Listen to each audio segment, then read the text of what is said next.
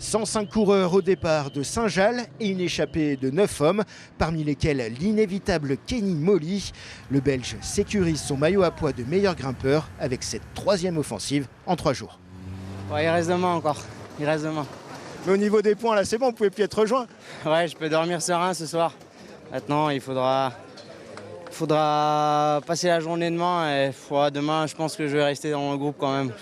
J'ai eu ma dose là, c'est bon.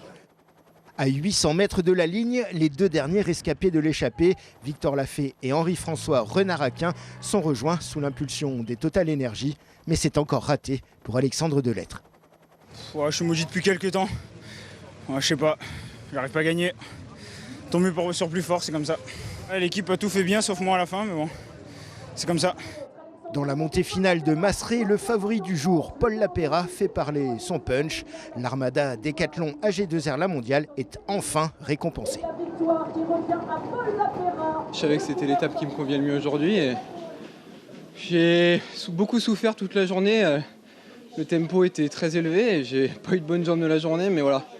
Je sais que sur une arrivée comme ça, aujourd'hui je suis capable d'être très performant et je suis encore un peu essoufflé, mais voilà, je suis vraiment heureux.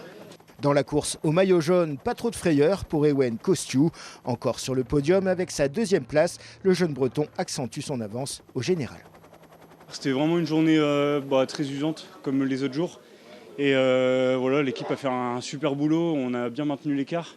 Et non, sur la fin, c'est vrai que voilà, j'étais vraiment fort. Non, voilà, je garde le maillot jaune, donc c'est une bonne chose.